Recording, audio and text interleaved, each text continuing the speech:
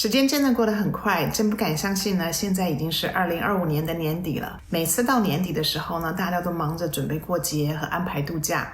可是有一件非常重要的事情呢，大家可能都忽略了。朋友们，你的税务准备好了吗？很多人呢都等到明年的3月、4月才开始想税务。但是有些节税的动作呢，必须是要在12月30号之前完成的，错过了真的就可能等到明年了。今天呢，我整理了年底之前一定要做的节税10件事情，让你减少明年的税，也让你的2026年更轻松。大家好，我是 Judy， 欢迎来到我的频道。我的频道会用最简单但有效的方式分享如何在美国聪明生活、安稳退休、圆满传承。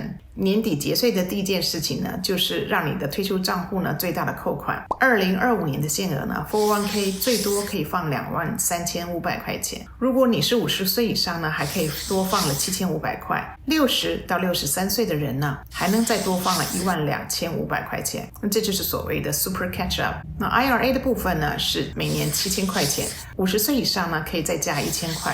有 401k 的朋友呢，也可以开 IRA， 只是 IRA 的部分可能就不能抵税了。那 IRA 能减扣的部分呢，取决于你的 filing status， 就报税的身份，还有 modified AGI 多少呢来决定。这个是美国政府它能够允许合法的节税工具之一，所以放越多进去的，你的税呢就越省。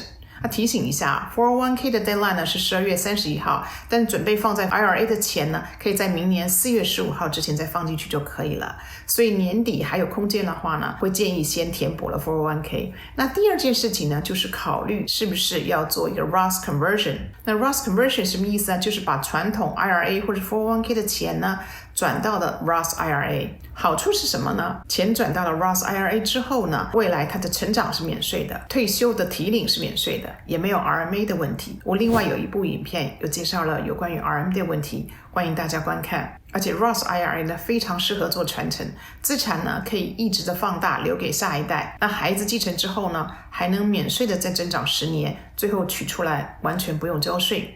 那什么人最适合做 Roth 的 conversion 呢？就是今年收入比较低的，收入起伏比较大的，想降低未来 RMD 的人，或者是现在正在做传承规划的人。但是要注意了，就是转换呢一定是要在12月30号之前完成，而且如果把 traditional IRA 或 401k 转成 Roth IRA， 本金的部分呢一定要5年才能够免罚款提领。那第三件事情呢，就是说用账面的亏损来抵税。如果说今年呢你有卖掉赚钱的股票呢，可以卖一些亏损的部分来抵税。比如说股票赚了1万块钱，那我们可以卖掉1万块钱亏损的股票，这样呢你就不用缴资本利得税了。如果今年没有资本利得也没有关系的，每年呢是可以用最多3000块钱的损失来抵一般的收入。那但是要注意了，一定是要避免了所谓的 wash sell， 也就是说30天之内呢，你不能买回同一个或者是相似的股票。卖 Apple 呢，你不可能马上呢就把 Apple 买回来了。如果卖了 S&P 500 的 ETF 呢，也不可以买另外一档几乎一样的。那第四件事情呢，就是说如果今年已经73岁的话，记得一定要领 RMD。 那不领会怎么样呢？就会有 25% 的罚款。但是如果2年之内不领的话呢，罚款呢可以降低到 10%。 你可以用 investor.gov 的线上 RMD 计算机，很简单的能够算出来你需要提领多少钱。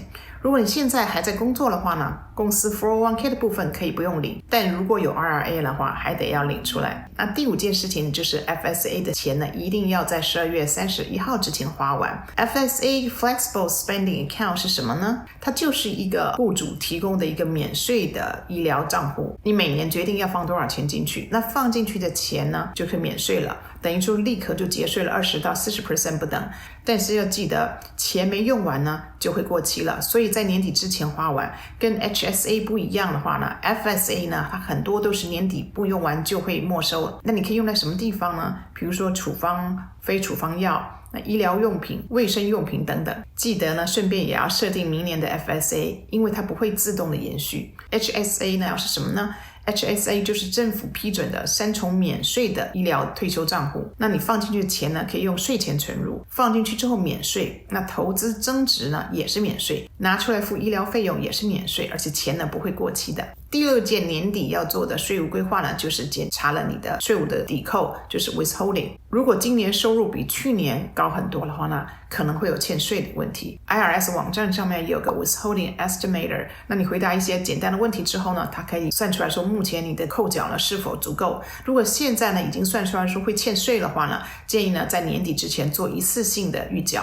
因为呢如果欠税超过了1000块钱呢，可能就会罚款，另外还要缴付了这个利息。那除非呢你已经支付了本年度应该缴的税款的至少90%，或者是已经支付在前一年的税保上面呢应该全部缴的税款。那上面呢这6件事情呢每年都要固定检查一次，这样你就可以省了不少的税，而且呢也会让退休更有效率了。那接下来的4件事情呢是跟川普的 One Big Beautiful Bill Act， 也就是所谓的大而美法案有关。这个法案呢可能会带来了更大的减税，还有这个更高的标准的扣除额，也会延长了2017年减税法优惠。